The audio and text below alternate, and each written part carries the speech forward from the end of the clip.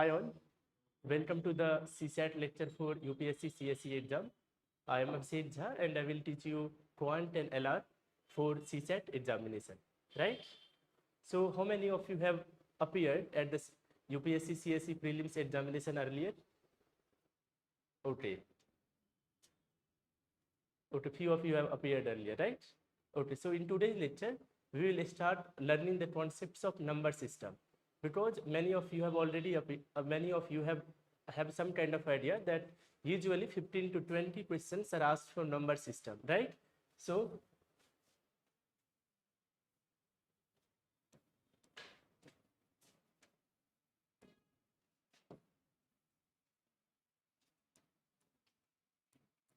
in CSAT examination, usually 15 to 23, 24 questions are asked from this chapter.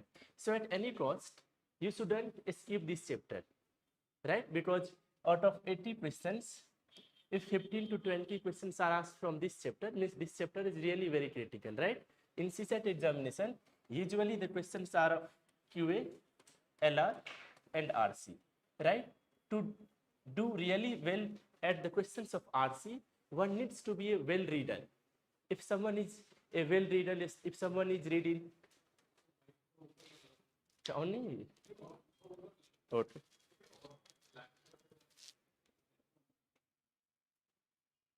अच्छा okay सही है okay सही है So to solve the questions of RC correctly and quickly, one really needs to be a good reader. If someone is reading the articles of Hindu, Indian Express, or if someone is reading the novels of his favorite genre, someone can do well at RC section, right? But what happens at the questions of RC, that usually students are not confident that, yeah, this option is correct. But if you are good at QA, if you are good at LR, you can be sure that, yeah, I have solved this question correctly. But in RC, most of the students, what do they do usually? Suppose they are usually confused between two options. And in the examination, they usually mark one option. Sometimes they get it correctly by random chances of probability, but sometimes they also get it incorrect, right? That's why one really needs to be good at QA and LR. All of you must have some idea that usually engineers do well at CSAT examination. Why does it happen? The simple reason is they are usually good at QA or LR, right? So if someone is not an engineer, means someone needs to be good at QA and LR, right? And how can someone be good at QA and LR?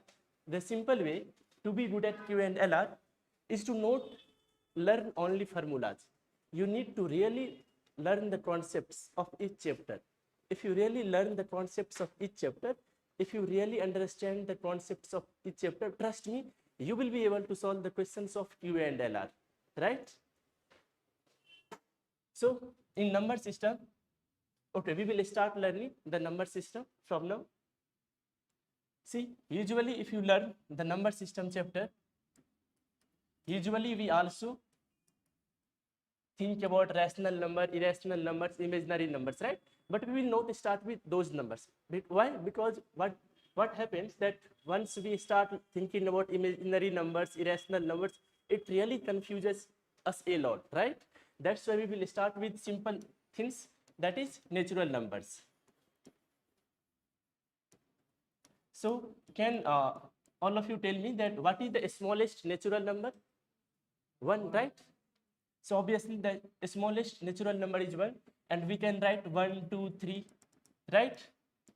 And till positive infinity, right? Any doubt about natural number? All of us have learned about natural numbers in the earlier classes of our childhood, right?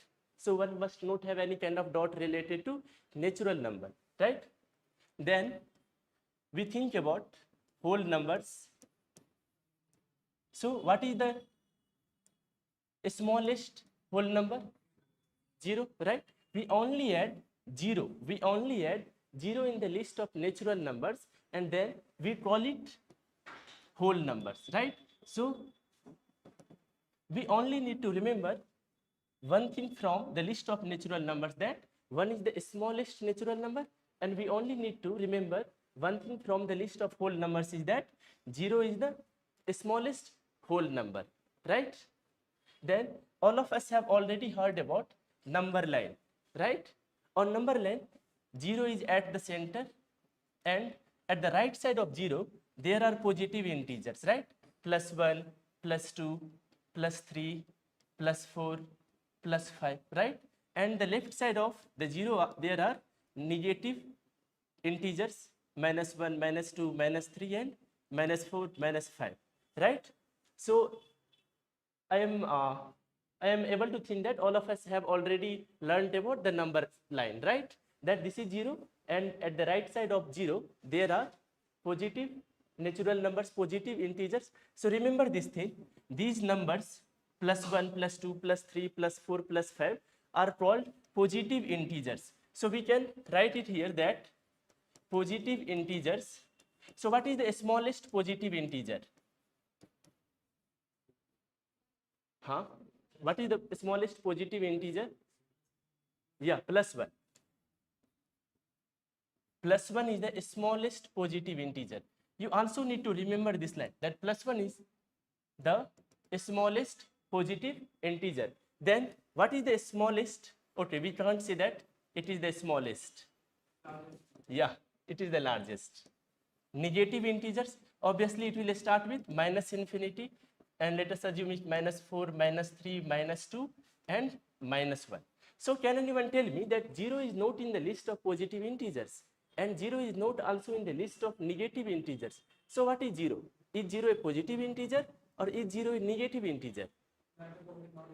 Yeah, 0 is neither positive nor negative integer. So you need to remember this thing as well, that 0 is neither positive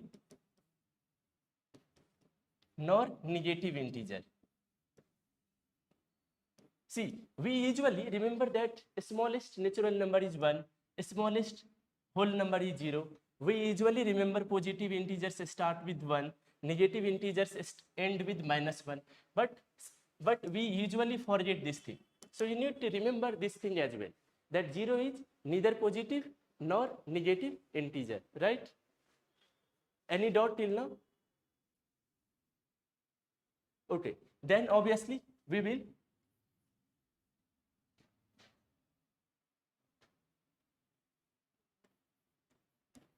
come to even numbers.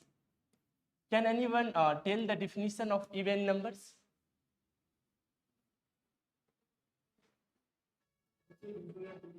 Yeah, which is perfectly divisible by 2.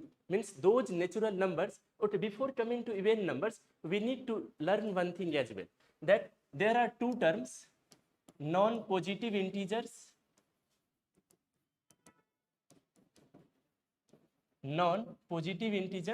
and non-negative integers.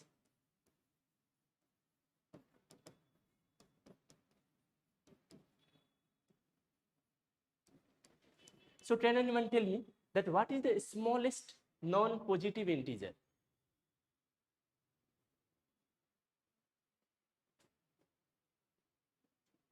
Okay, can anyone tell me that what is the smallest non-negative integer?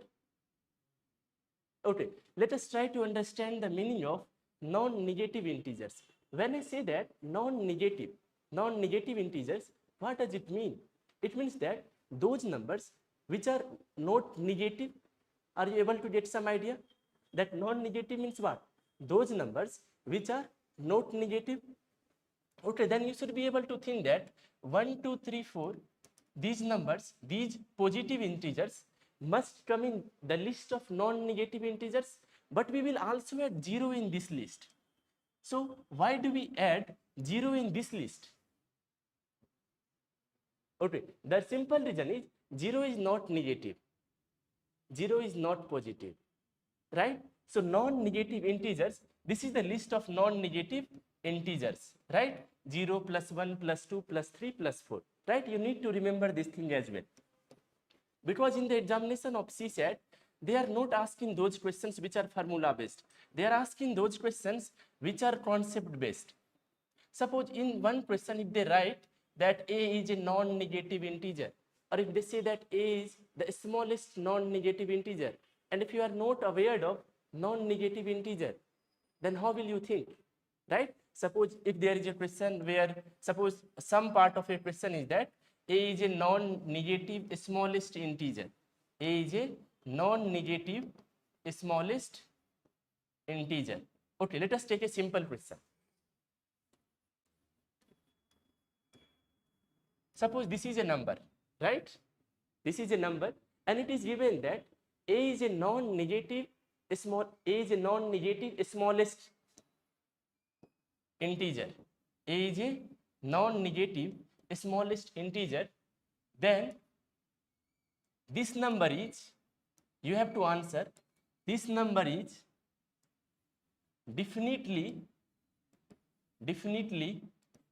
divisible by, options are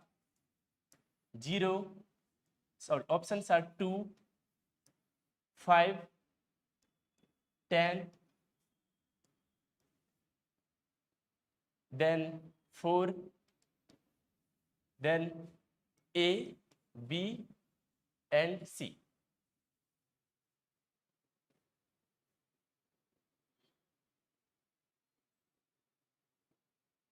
Try to solve this question.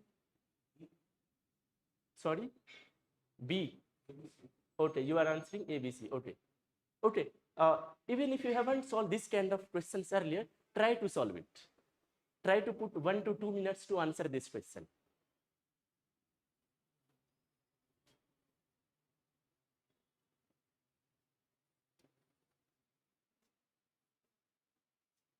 See, there is a line here that A is a non-negative smallest integer.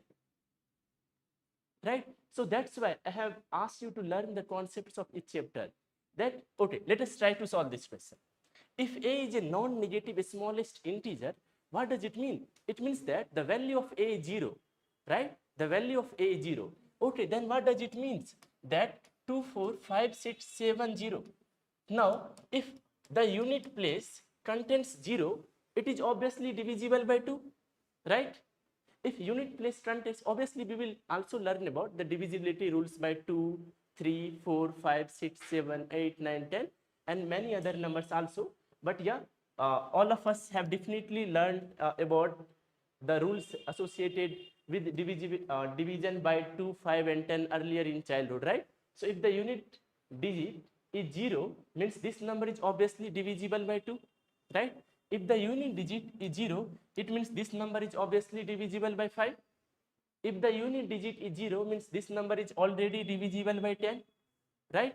Then obviously, if you try to check that is this number divisible by 4 or not, so 670, right?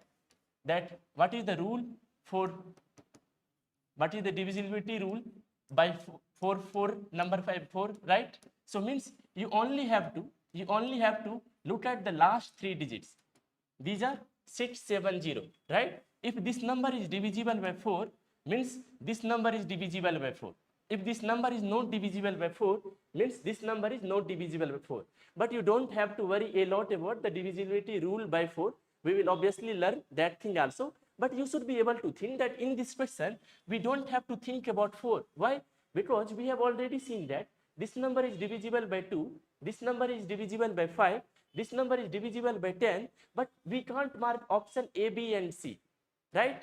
We can't mark because this is also divisible by 2, this is also divisible by 5, this is also divisible by 10, means there must be an option where it says that this number is divisible by A, B, and C, right? And only E option contains that thing. So obviously we don't have to think about option D, right? Otherwise, if you check that is this number divisible by 4, you will find that this number is not divisible by 4, right? So in the questions of CSAT, sometimes you will have to be smart. Sometimes you will have to save some time, right? Because in any competitive examination of India, if you really want to crack, you really need to increase your speed, right? You really need to be good at elimination, right? So suppose if you don't think about 4, obviously you saved at least 10 to 15 seconds, right? And in the questions of RC, obviously you need to be a good reader. And if you look at the paper of CSAT 2024, the RCs were of usually lengthy, right? The RCs were lengthy, right? That's why you need to be really good at QA and LR. So in this question, you don't have to think about this number. Force, obviously the correct answer is A, B, and C. But why did I bring this question, right? I brought this question only to tell you that you need to learn the concepts. That a is a non-negative smallest integer, right? So the question was not difficult. The only difficulty was that a is a non-negative smallest integer. So are you aware about this concept? That so remember, non-negative integers start with 0, then +1, then +2, then +3, and so on, right? So again, non-positive integers. What does it mean?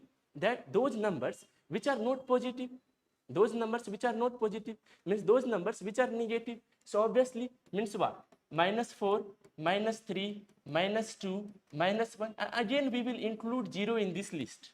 Why? Because we also know that 0 is not positive, right? So 0 is in the list of both. 0 is also in the list of non-positive integers.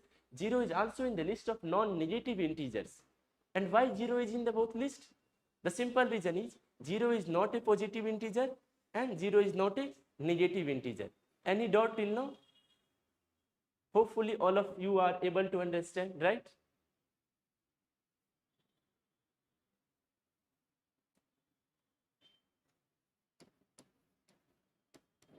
Okay, so when we say about even numbers, what does it mean? Those natural numbers which are perfectly divisible by 2.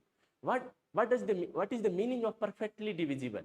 The simple meaning is the remainder must be equal to 0, right? Suppose if we take a simple number 618, right? 618, right? So and we have to answer that is it an even number? Is it an even number, right? So obviously what does it mean? That we will divide 618 by 2. So obviously 2 into 3, 6, and obviously 0, 18. So obviously 9, oh sorry 0, because why we have put here 1 and 8. So obviously 0. So 309, but let us look at the remainder. The remainder is 0. The remainder is 0. So if the remainder is 0, means this number is obviously an even number. So what is the definition of even numbers? Those natural numbers which are perfectly divisible by 2. So what is the smallest even number? 0 or 2? 2? Okay. Then remember, 0 is the smallest even number. Why? Because if you divide 0 by 2, then obviously 0, right? So again 0, 2, 4, 6, 8, 10. Okay, I shouldn't write it here natural. 4, 6, 8, 10, right? So 0, 4, 0, 2, 4, 6, 8, 10, right? These numbers are natural numbers, right? So how do we identify the even numbers without division, doing the divisibility by 2? See, suppose if I give you one number 1, 2, 3, 4, 5, 6, 7, 8, and if I ask you that is it an even number, will you go to divide this number by 2? Obviously you will waste your time, right?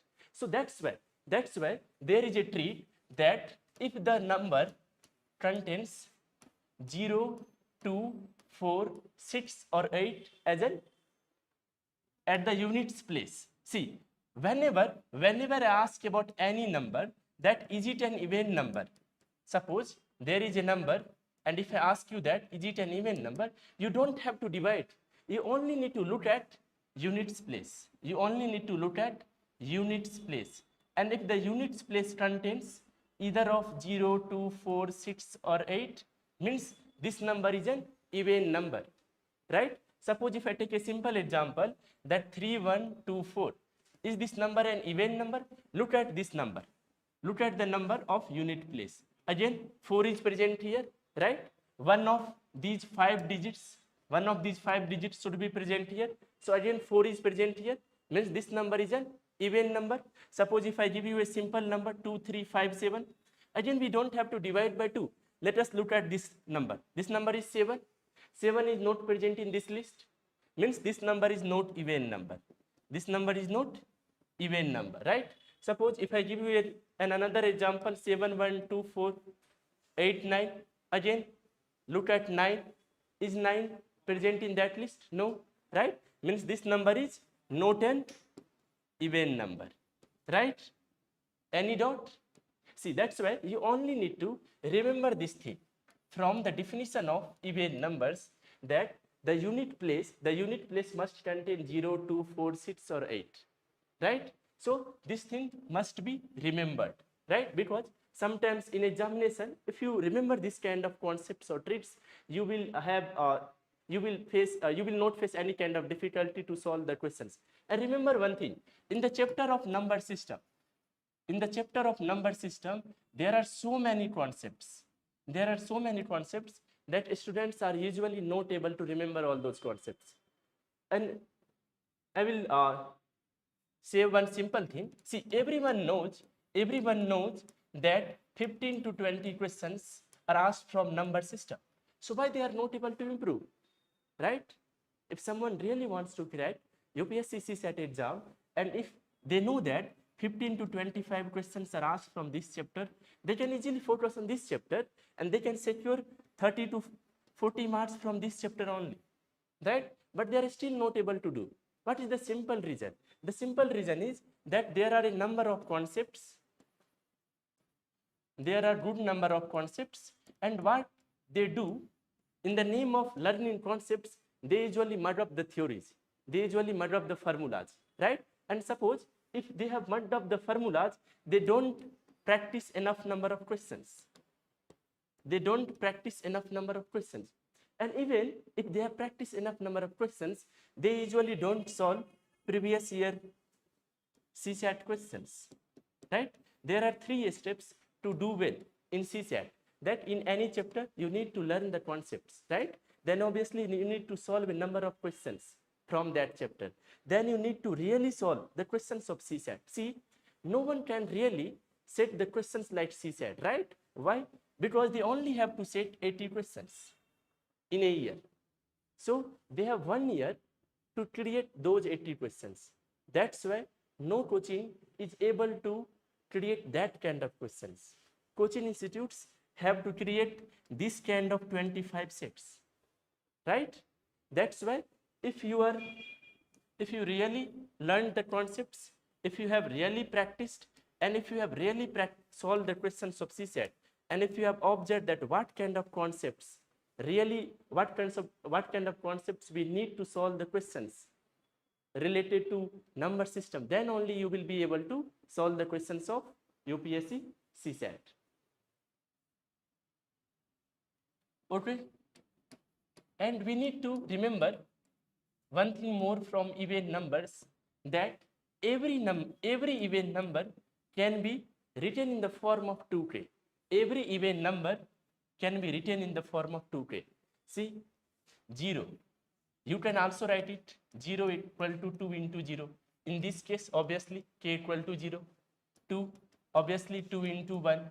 So obviously, k equal to 1. Means every even number can be expressed in the form of 2k. Say you can also say 2m, right? So if you read different books, sometimes they will write 2m. So you don't need to get confused. Sometimes they will say that every even number can be expressed in the form of 2p. Sometimes they write that every even number can be expressed in the form of 2q, right? So you can assume it k, m, p, n, q, l, anything, right? But you need to remember one thing, that 0 equal to 2 into 0. See, we are able to represent 0 in the form of 2k. We are able to represent 2 in the form of 2k. We are able to represent 4 in the form of 2k, right? We are able to represent 6 in the form of 2k, right? Means every even number can be expressed in the form of 2k. Suppose you took 1472. Can we express it in the form of 2k? Yeah, we can express it. 2 into 736, right? So any doubt till now? See, we usually don't use these concepts a lot, but yeah, in 1 or 2 questions, we can use this concept. Sorry, negative? Okay, yeah. Negative integers.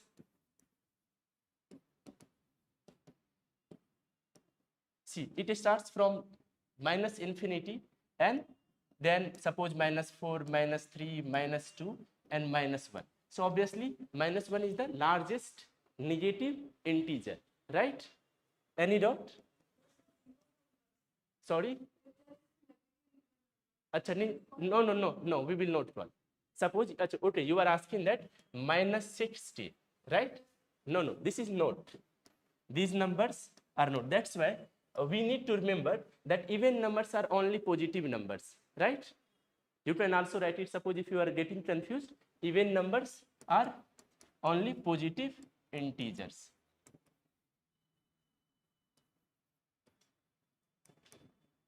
Okay? Any doubt? Then obviously we will learn about odd numbers. See, those numbers or we can say those positive integers which are not divisible by 2. And what is the meaning of not divisible by 2? Means the remainder is not equal to 0 in this case, right? Those numbers are called odd numbers, right? So what is the smallest odd number? 1, right? See, the smallest odd number is 1. Why? Because if you divide 1 by 2, remainder is 1. Remainder is not 0, right? So obviously smallest odd number is 1, then obviously 3, then obviously 5, then 7. You can check it. 3 by 2, again remainder will be 1, right? 5 by 2, again remainder will be 1. 7 by 2, again remainder will be 1. So you can see that these numbers are not perfectly divisible by 2, right? These numbers are not perfectly divisible by 2, means these numbers are odd numbers, right? And 1 is the smallest odd number, right? Any doubts? Right? And suppose this is a number 2, 1, 3, 4, 5, 7, and we have been asked that is this number an odd number? Yeah, this number is an odd number. Again, see, in the questions of even numbers, we used to look at unit place, and we used to try to find that does the unit place contain any of these 5 digits, right? In even numbers. Again, in odd numbers, we try to find 1, 3, 5, 7 or 9 at unit place. So in this question, let us look at 7. 7, right? Means this number is an odd number. Let us take another example, 2, 1, 4, 8, 9. Again, let us look at unit place digit. 9 is there. 9 is in this list, right? Means this number is an odd number, right? Again, 1, 4, 6, 8, suppose, and you have been asked that is this an even number or is this number an odd number? Even number. See, only try to look at unit place, 8, and remember that in the concept of even numbers, we were asked to remember that unit place must contain either 0, 2, 4, 6 or 8, right? And 8 is present here. So obviously this number is an even number. Suppose there is another example 9, 8, 5, 7, 3, and you have been asked that is this number an even number or an odd number? Odd number. Why? Only look at 3. 3 is present in the list of odd numbers, right? So 9, 8, 5, 7, 3 is an odd number, right? So you need to remember this thing, that if a number is an odd number, means that odd number must contain one of 1, 3, 5, 7 or 9 at a unit place, right? Any doubt till now? Or again,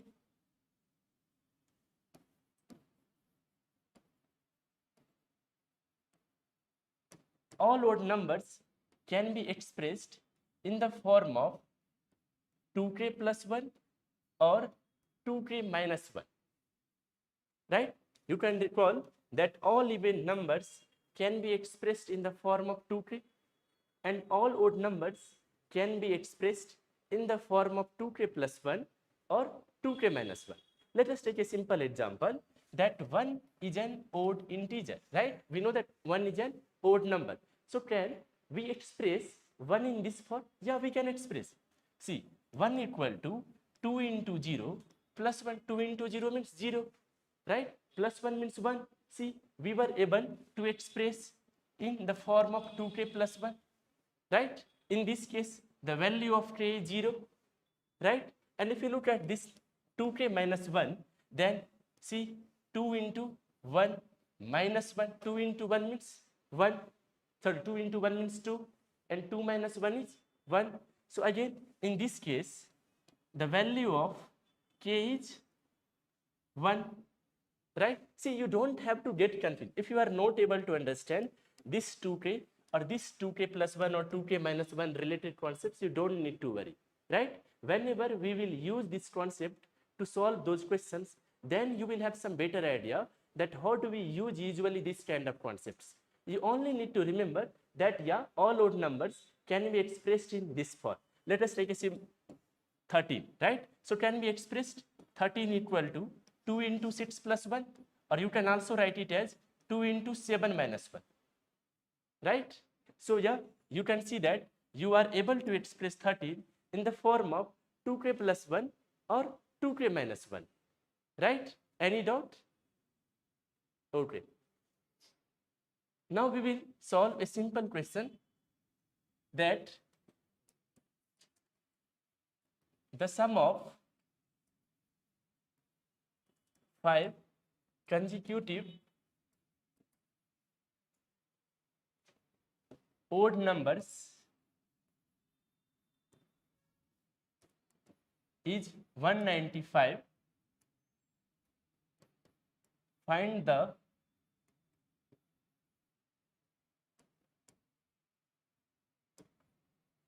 smallest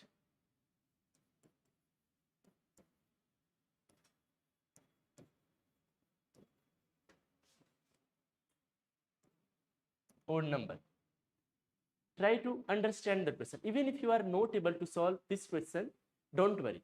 Just try to understand the question. Whatever you are able to think, if you read this question.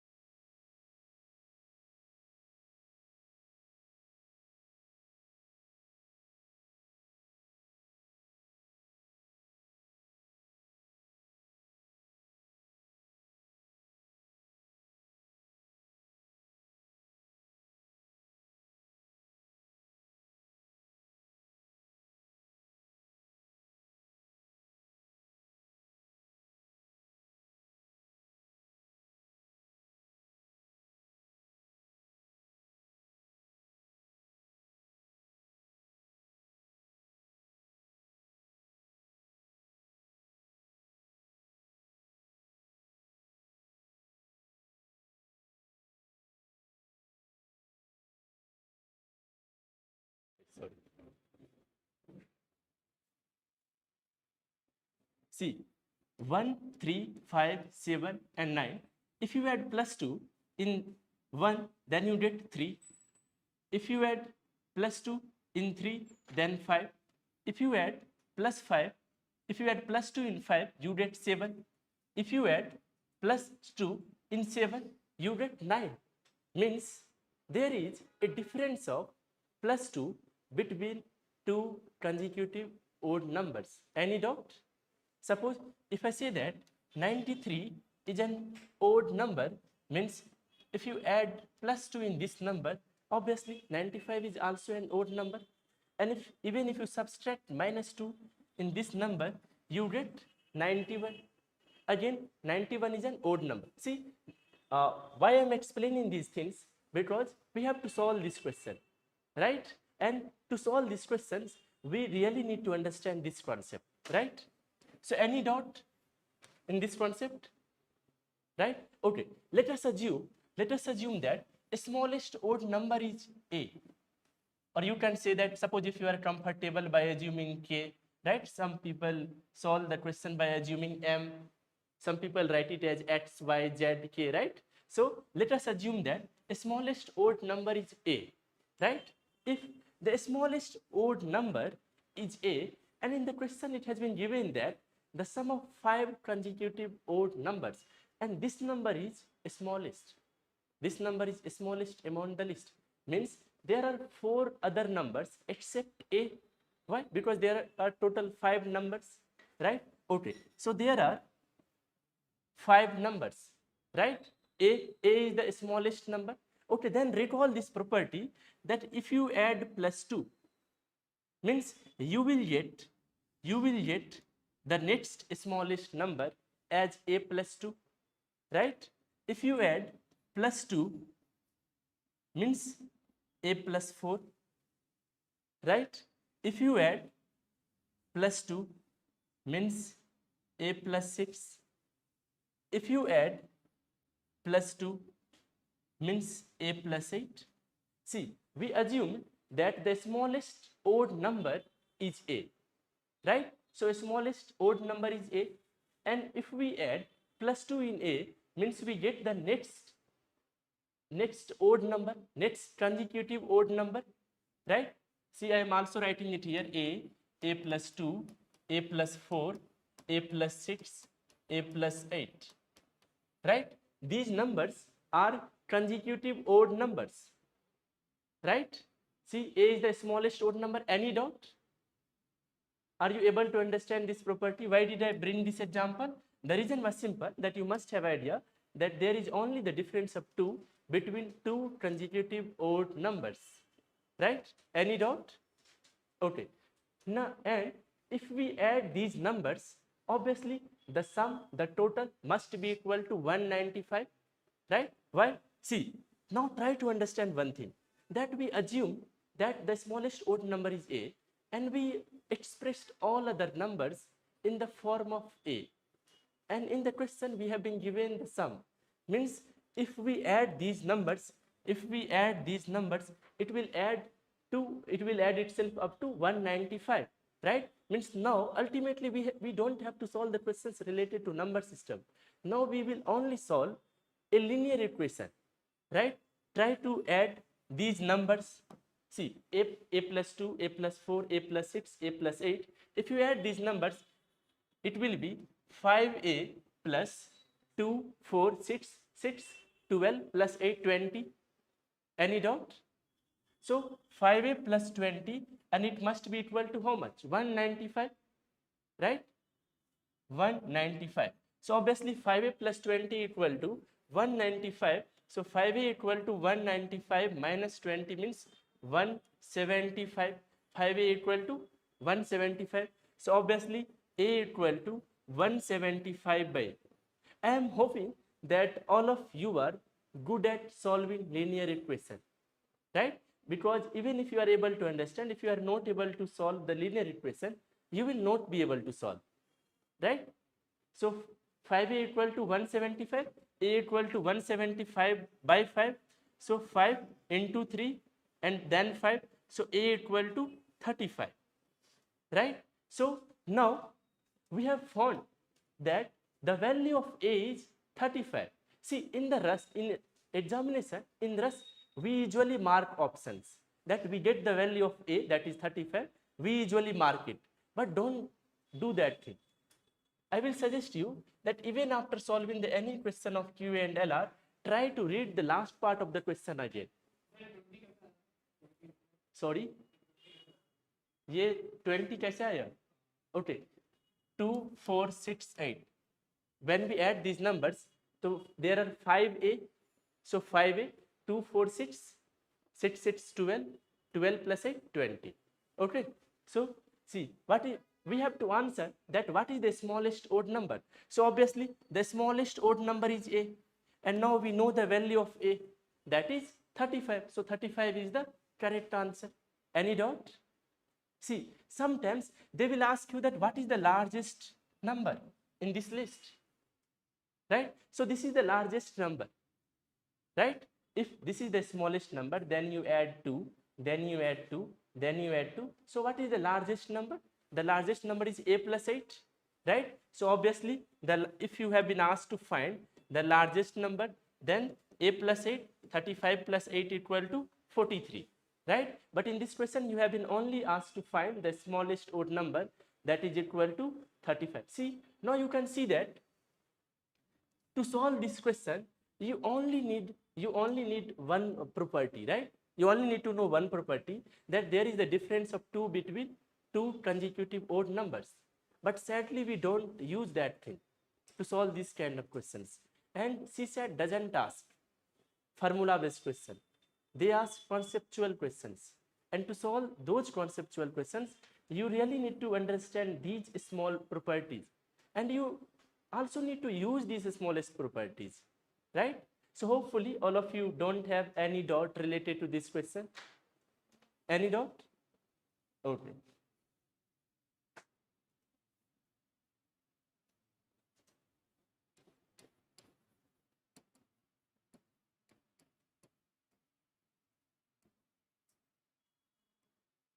Now we will try to understand that what is a prime. Any doubt? That what is a prime number or what is a composite number, right? Sorry? Yeah. Those numbers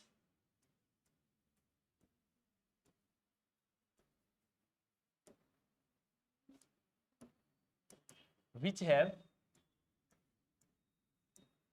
only two distinct factors. So what is a factor? See, you will be able to understand only distinct, right? And what is a factor, right? See, if I take a simple number 6, what is the factor of 6? What are the factors of 6? See, the factors of 6 are 1, 2, 3, and obviously 6. Means the factors means what? Those numbers which can divide perfectly, right? See, if you divide number 6 by 1, 2, 3 or 6, you will get remainder 0, right? Means the factors of 6 are 1, 2, 3 and 6. If I say 12, so what are the factors of 12? So obviously 1, 2, 3, 4, 6, 12, right? If I say 15, again means 1, 3, 5, 15, right? If I say 24, means 1, 2, 3, 4, 6, 8, 12, 24. There are so many factors of 24, right? So to understand prime number, you really need to know factors, right? So hopefully all of you have some fair idea about factors, right? So now tell me that what is the smallest prime number? Okay, any other answer? 2. Yeah, 2 is the correct answer. That 2 is the smallest prime number. 2 is the smallest prime number. You need to remember this thing, that 2 is the smallest prime number, right? And you also need to remember one thing, that 2 is only even number which is a prime number. You also need to remember one thing, 2 is the single even number which is a prime number, right? So why 2 is the smallest prime number? See, if you look at the factors of 2, there are two factors, 1 and 2, right? And you need to add one thing in this list, that 1 and the number itself. See, if you look at the factors of 2, there are only two factors, right? 1 and 2, right? And when you look at the definition of prime numbers, those numbers which have only two distinct factors, right? 1 and the number itself. Now, if you look at the factors of 2, 1 and 2, see, 1 is the factor of 2 and 2 is also the factor of 2. So, obviously 1 and the number itself. The next prime number is 3. Why? 1 and 3. Again, there are only two distinct factors, right? Means 3 is the prime number. Now, if you look at 4, 1, 2, 4. See, 4 has 3 factors. 4 doesn't have 2 factors, right? And to be a prime number, one needs to have only 2 factors, right? But 4 has 3 factors, right? So 4 can't be a prime number, right? If you look at 5, the factors of 5 are 1 and 5, right? Again, 5 has only 2 factors, right? Means 5 is a prime number, right? If you look at 6, 1, 2, 3 and 6, you can notice that 6 has 4 factors, but prime numbers only have 2 factors, right? Means 6 can't be a prime number. If you look at 7, 1 and 7, right? Again, 7 has only 2 factors, right? Means 7 is a prime number. Then why we say that 1 is not a prime number? Now the question is that we have said that prime numbers are those numbers which have only 2 factors. If you look at the factors of 1, only 1 is the factor of 1, right? Obviously, 1 doesn't have 2 factors. 1 only have 1 factor, right? That's why we don't add 1 in the list of prime numbers. So what is the smallest prime number? Obviously, 2, 3. 2 is the smallest prime number. Then 3, 5, 7, then 11, then 13, then 17, then 19, and so on, right? And you need to remember that 2 is the smallest prime number, right? And 2 is the single even number which is a prime number. Any doubt till now? See, okay, then tell me that is 18 a prime number, right? Why? 1, 2, 3, 6, 9, and 18. There are so many factors of 18, and prime numbers only can have 2 factors. So 18 can't be a prime number. If I ask you about 35, right? Why? 1, 5, 7, 35, right? So obviously 35 has more than 2 factors, so we can't add 35 in the list of prime numbers, right? Now, all of you need to remember one thing, that from 1 to 50, there are 15 prime numbers. From 50 to 100, there are 10 prime numbers. And then obviously 100 to 200, there are 21 prime numbers. See, you can skip this part when it comes to remembering these facts, but you can't skip these parts. That you need to remember, there are 15 prime numbers between 1 to 50, and there are 10 prime numbers between 50 to 100, right? And if you, okay, now tell me that is 76 a prime number, right? Why? See, again notice this thing, 6 is present at unit place. It means this number is obviously divisible by 2, right? And we know that this number is divisible by 1, this number is divisible by 76, this number is divisible by 2. Even if you don't think that this number is divisible by 4, this number is divisible by 19, this number is divisible by 38, you should be able to say, that this number is not a prime number. Why? See, we know that this number is divisible by 1, this number is divisible by 76, and if the unit place contains 6, means this number is obviously an even number, means this number is divisible by 2, and obviously if this number is divisible by 2, means this number is automatically divisible by more than 2 factors. Suppose if you are not able to think that this number is divisible by 4, this number is divisible by 19, this number is divisible by 38, you should be able to think about 1, 2 and 76. And you are not able to, suppose we are assuming that you are not able to think about these numbers 4, 19 and 38.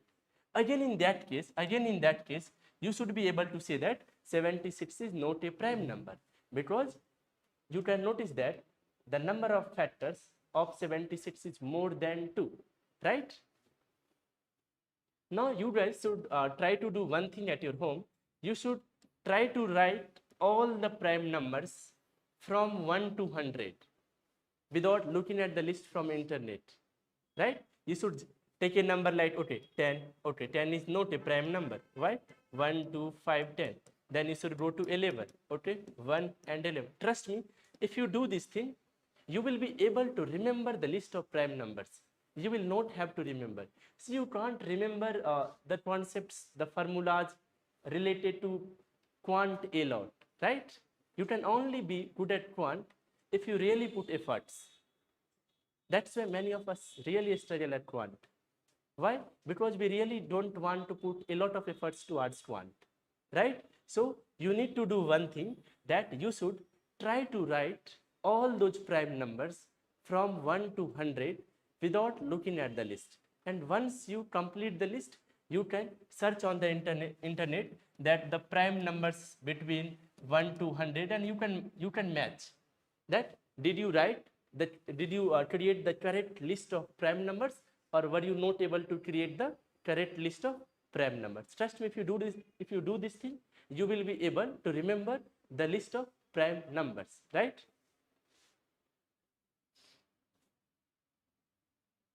Okay, now we will take a simple question related to prime number. Okay, before going to that question, let us try to understand one more concept. Try to answer that is 143 a prime number or not.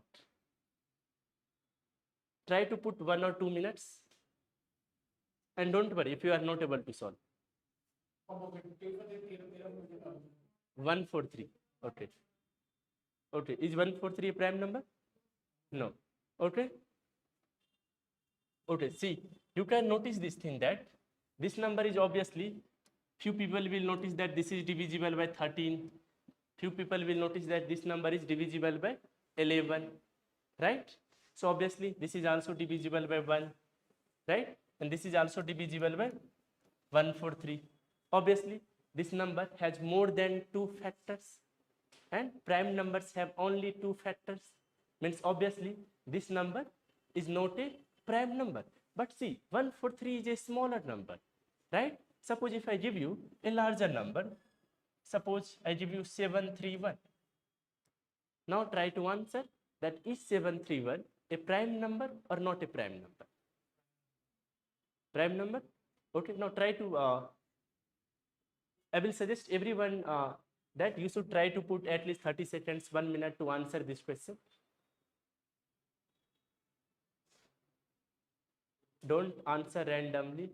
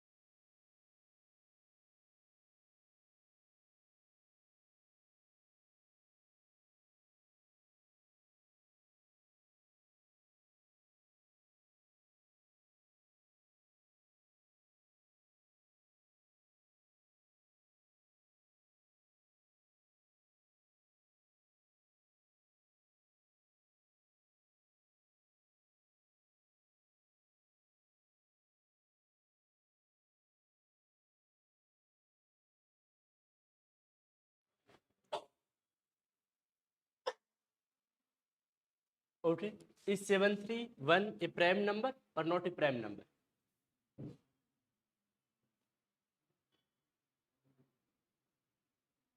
Is a prime number?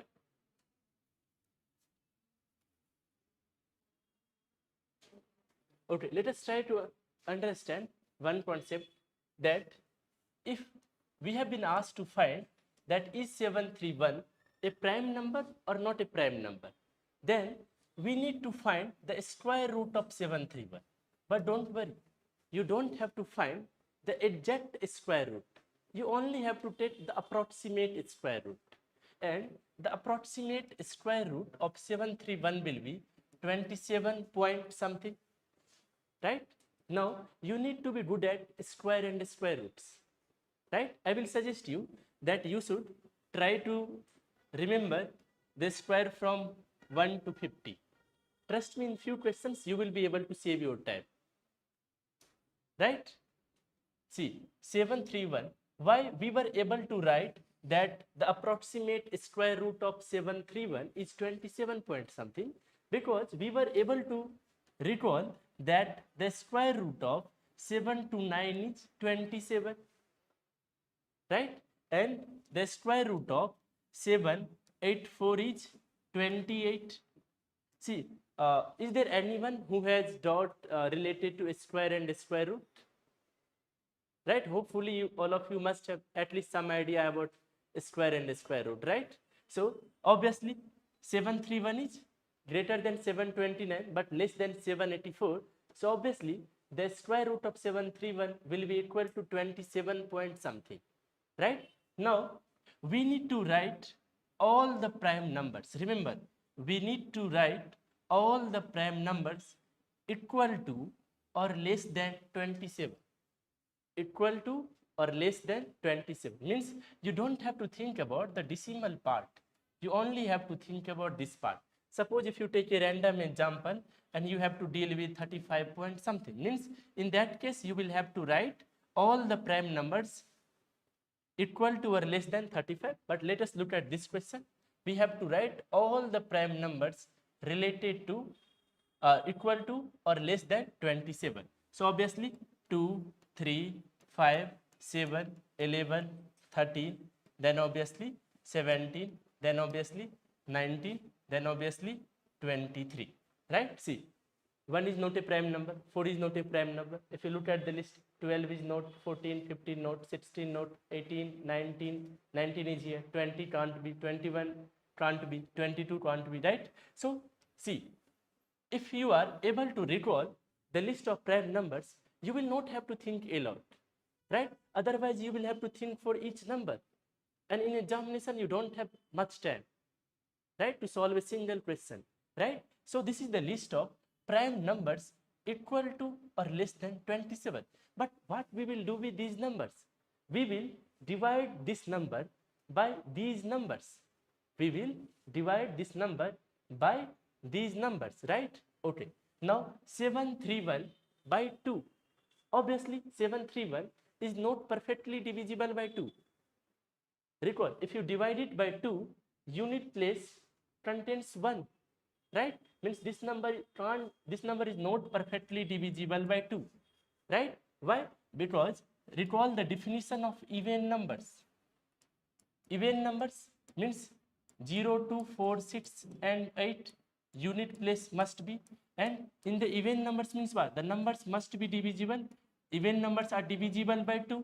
Even numbers are divisible by 2, and even numbers contain 0, 2, 4, 6 or 8 at unit place. If you look at this number, 1 is present at unit place. 1 is present at unit place, right? Means this number can't be divisible by 2. Why? Because this number is not an even number, and even numbers are divisible by 2, right? Now try to divide 731 by 3. See, obviously we will come to the rules related to divisibility by 3, but now try to remember that if you have to check about any number, that is that number divisible by 3, you only need to add the numbers.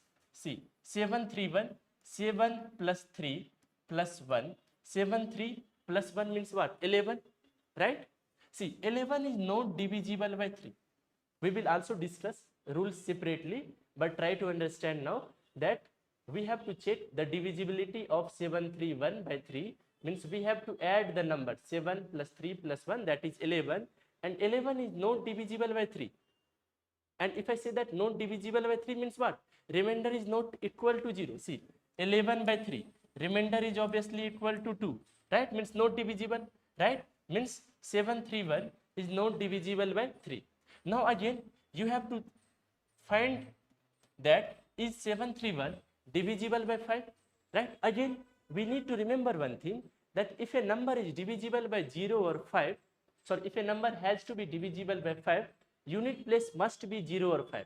Don't worry about those things. I will definitely cover that thing separately, and you can notice. So you can note those things. So 1, so see, 1 is present here, means this number is not divisible by 5. Again, you have to divide it by 7. Again, if you divide it by 7, you will find that remainder is not gonna be equal to 0. Means this is also not divisible by 7, right? You can also check it that 731, you will find that 71, then 0, then obviously 4. So 3, you can see that remainder is 3 again. So this is not divisible by 7, right? 11, if you divide it by 11, 11 into 6 is 66, then 7, 1, 11 into 6, right? You can do it separately, that 11 into 6, 66, again 5, right? Means this number is also not divisible by 11. Now try to divide it by 13, right? So 731 by 13, again 13 into 5 is 65, right? So obviously 81, so 13 into 6, means again this number is not divisible by 13.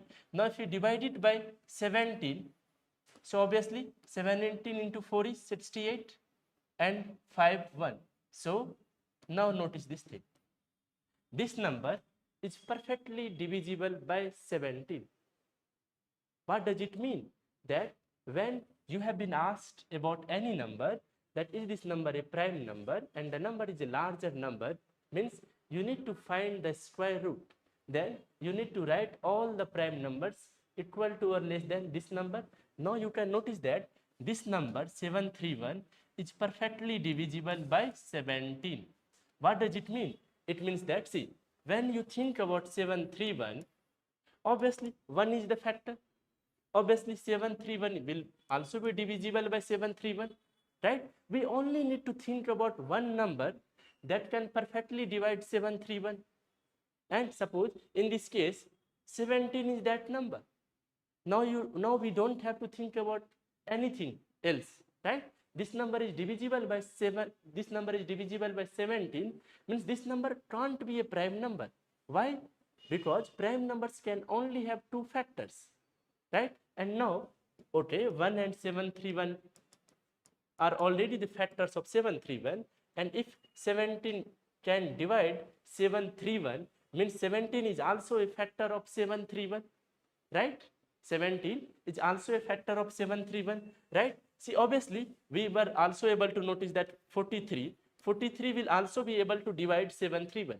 Why? See, 17 into 43 equal to 731, means obviously 43 will also divide 731, right? But we will not think about that thing. We only need to find that one number except 1 and except the number itself. And if we find that number, means that number is not a prime number. Now we don't have to think about 19, we don't have to think about 23.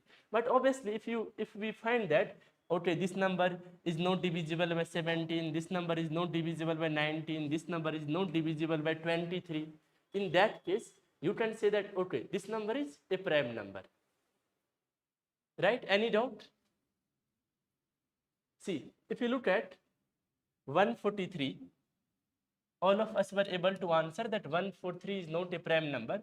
But suppose if you are not able to solve, obviously 11 point something. Why? 1444 is equal to 12, right? So again you need to write all the prime numbers less than or equal to 11. Those prime numbers are 2, 3, 5, 7 and 11. Now 143 by 2. No, this number is not divisible by 2. Why? 3 is at unit place. Right? 3 is at unit place. And we know that 2 only divides a number when 0, 2, 4, 6, 8 is present at unit place. Right? Again, now you need to think about 3. 143 by 3. You will have to add all the digits 145, then 3 means 8, right? 8 by 3. See, 8 is not divisible by 3. 8 is not divisible by 3 means this number is not divisible by 3. Now you will have to think about divisibility by 5. Again, this number is not divisible by 5. Why? The unit place does not have 0 or 5, right? So obviously now you need to think about 7. See, this number can't be divisible by 7. Why? 7 into 20 is 140. 3 will be the remainder. But if you divide it by 11, you will find that there is not a remainder. Remainder is a 0. Means 143 is divisible by 11. Means we are able to think about one number. See, if we think about 143, obviously 1 and 143 are the factors of 143. Right? Now, we only need to find at least one number which can divide this 143. Right? Means we can say that, yeah, this number is not a prime number. So, 11 can divide it. Right? Now, we don't need to think about anything. See, there are more than 2 factors. Right? So, obviously, this number is not a prime number. Right? Now, try to answer that if we add 2 even numbers, what will we get? Even number or odd number? Even numbers? See, you can take a simple example. 2 plus 8 equal to 10. You can take any 2 even numbers and you will find that the sum of any 2 even numbers is equal to an even number. Right? See, you can take 102 plus 810. Obviously, this number is equal to 9112. Again, 912 is an even number. So, you need to remember that if we add 2 even numbers, we will get even number. Right? Now, try to answer that if we add even and odd numbers, what do we get? Odd number. See, you can take, suppose if you are not able to think, just take a simple example. Just try to think about one even number. Okay, let us think that this number is 18 and 7 is an odd number, right? Or you can also take a simple example that 2 is an even number, 1 is an odd number. See, this is 3. 3 is an odd number, right? 18 plus 7 is 25. Again, 25 is an odd number, right? So, if we add an even number and an odd number, you will get odd number, right? If you add even and even means even number.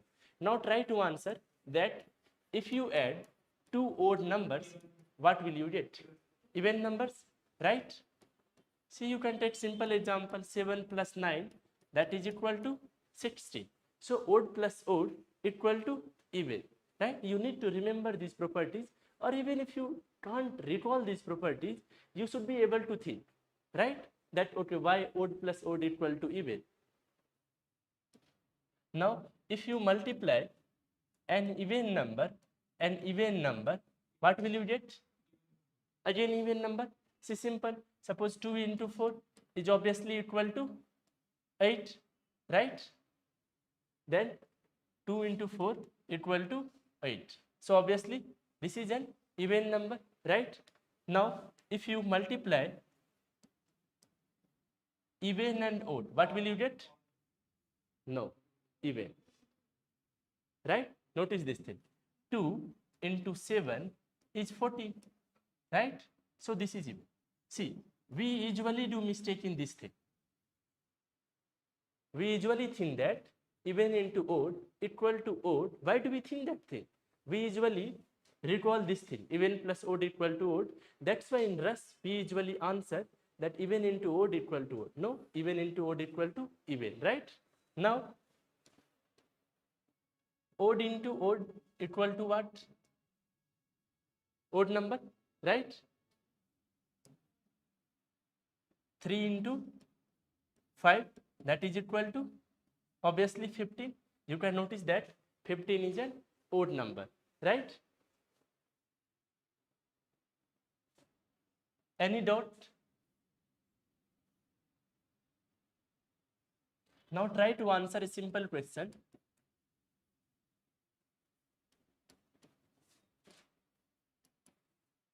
There is a difference of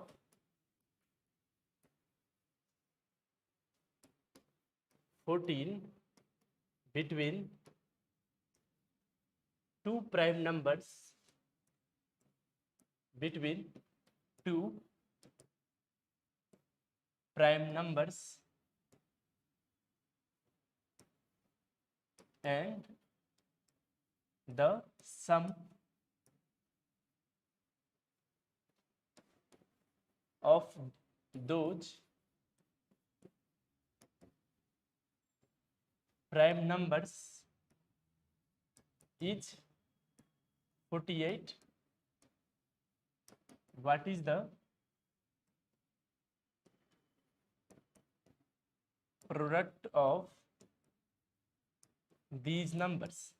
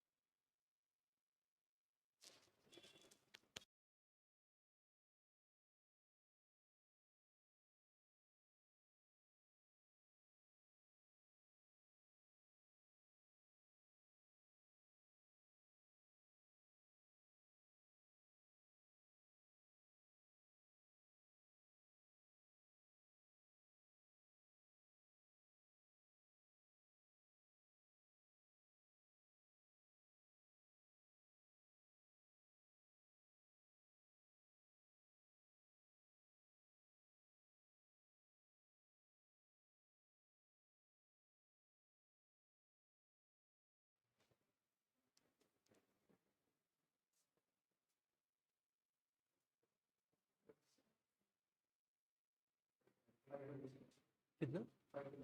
527. Okay. And what is your answer? Yeah. Okay.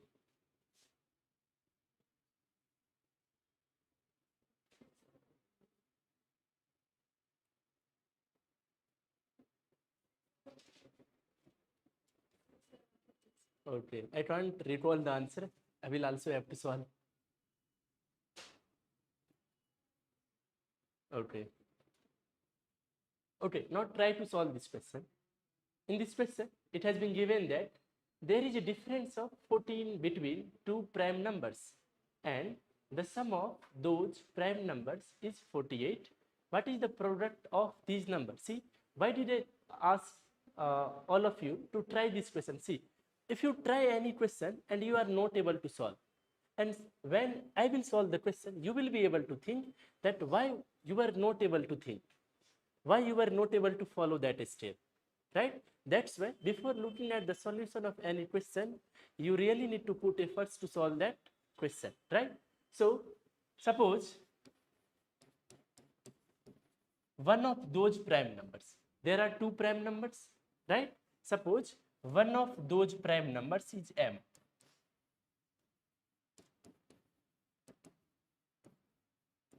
Is m. Now, if you look at the first part of the question, there is a difference of 14 between two prime numbers and one prime number is m. What does it mean? Means another prime number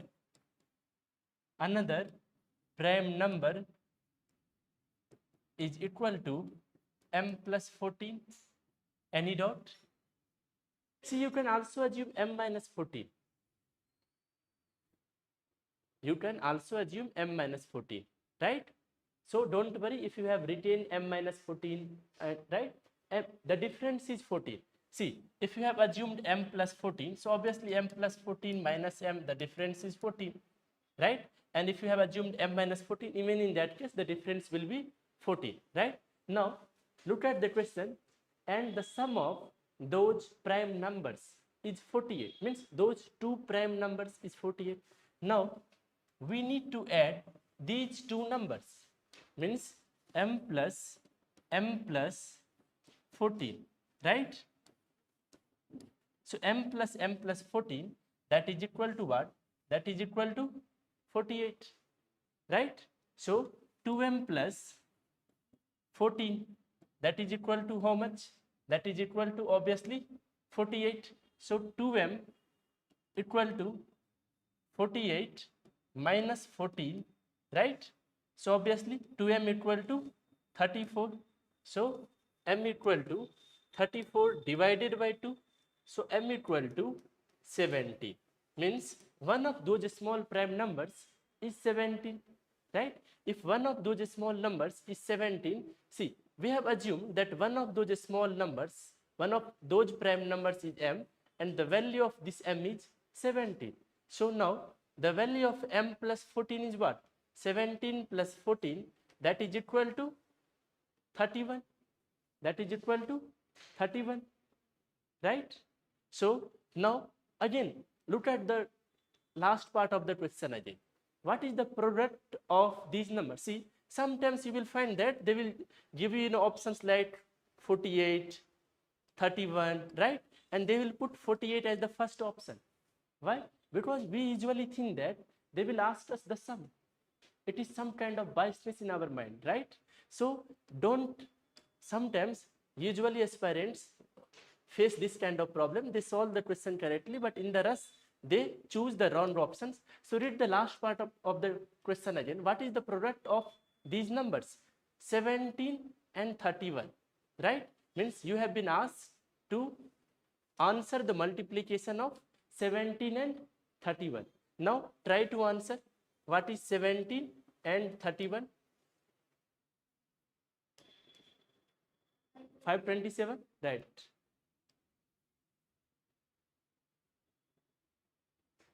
So 527 is the correct answer, right? So any doubt or any part which all of you are not able to interpret? You can ask me, don't worry, right? Because all of you are here to learn. So if you are not able to understand any part, you can ask. See, obviously you will understand that what is a prime number, right? You will be able to remember all the prime numbers between 1 to 100. But you need to learn one thing. And what is that one thing? You need to learn how to understand questions. In the questions of arithmetic, what does happen usually? That usually we are not able to interpret the questions. That's why we are not able to solve the questions, right? So once you will develop the ability to understand questions, then you will be able to develop some kind of approach, that how to approach this kind of questions, right? Now try to solve one more question.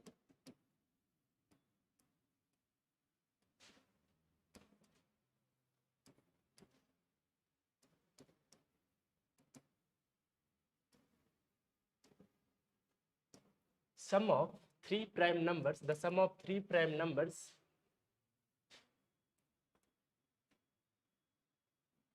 is 100,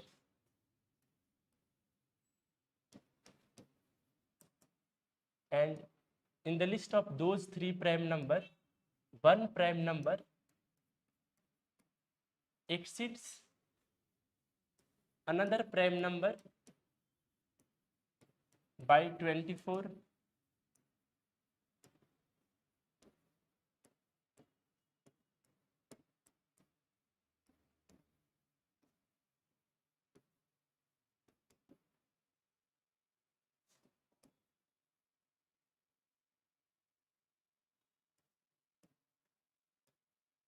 Okay, don't make it difficult. I will.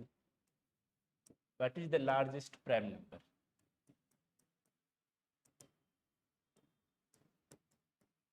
Try to solve this question.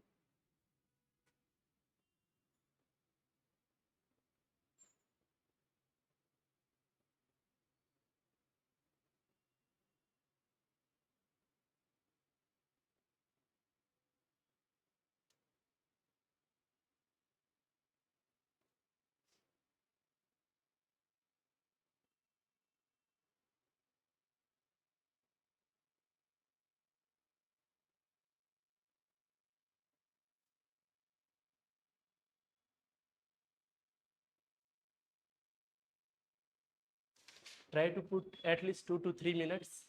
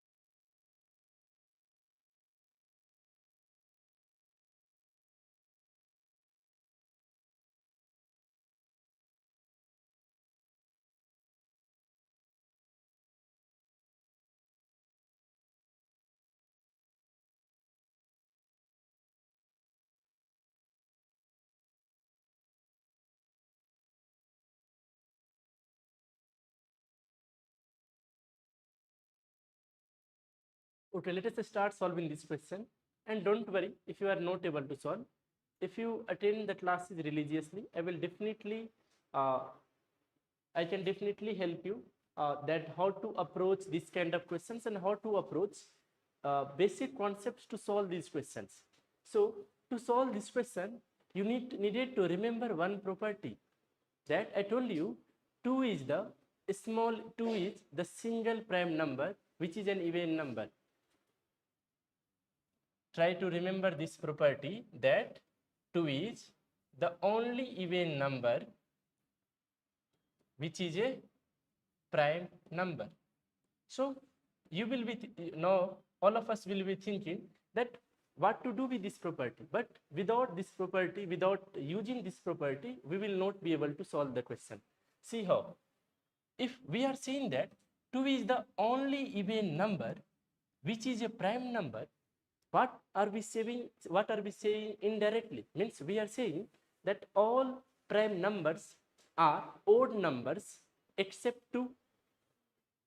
We are saying indirectly that all prime numbers are odd numbers. Obviously, exception is 2. Are you able to understand this thing? 3 is a prime number and 3 is also an odd number. 5 is a prime number, 5 is also an odd number. 13 is a prime number, 13 is also an odd number, right? 97 is a prime number, 97 is also an odd number, right? Means all prime numbers are odd numbers except 2. 2 is the only prime number which is an even number. Are you able to understand this property? Now we will use this property. It means, see, you are adding 3 prime numbers. You are adding 3 prime numbers, right? So now try to understand that if you will add 3 odd numbers, if you add 3 odd numbers, what will you get? Odd number. See how 3, 5 or 7. Obviously you will get odd number. But now look at the question. In this question it has been given that the sum is 100. Means the sum is an even number. 100 is an even number, right? Now try to think one thing more, that if you add even, and even, in that case only you will get an even, right? Even and even, right? Even. And there is also one case where you can get even number, even, odd and odd. If you add these numbers, you will get even numbers. Even number, odd number, and even number. Now try to read the first line, that the sum of 3 distinct prime numbers is 100, means the sum is 100. And we are saying that all prime numbers are odd numbers except 2. Means if we remove the list, if we remove the 2 from the list, all are odd numbers. All are odd numbers. So it means we are saying that we are adding 3 prime numbers. We are adding 3 prime numbers. We should get odd number, right? If we are saying that all prime numbers are odd numbers except 2, and if we are saying that we are adding odd numbers, right? We are not thinking about 2. We are only thinking about odd numbers which are prime numbers, or you can say all prime numbers which are odd numbers. So we are adding odd number and odd number, means we should get odd number, right? But 100 is an even number, right? Means there is somehow 2 in the list of these prime numbers. Are you able to think this thing? Right? There is somehow 2 in the list of odd numbers. See, means this is working here. Sorry, 2 even और तब तो फिर odd ही होगा. हाँ तब odd होगा. क्या? Sorry, नहीं वो तो मैं सारे केसेस बताऊँ. देखो मैं सारे केसेस बताऊंगा तब ना लिखूंगा, राइट? उसके लिए तो फिर क्या है ना, मैं तो फिर 5 इवेन नंबर करके भी बता सकता हूँ ना कि 5 इवेन नंबर में फिर से इवेन होगा, बट उन चीज़ों से कोई फायदा तो नहीं होता है, right? So obviously even plus odd that is equal to even number. So if sum is 100 means this 100 is an even number, means there is at least 2 in the list of those 3 prime numbers, right? So obviously 2 is one among those prime numbers. See, now try to understand one thing. 2 plus odd, obviously you will get even number. Okay, I am taking next slide. See, 2 plus odd number,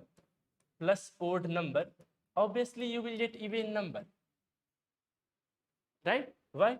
Odd and odd will become even number.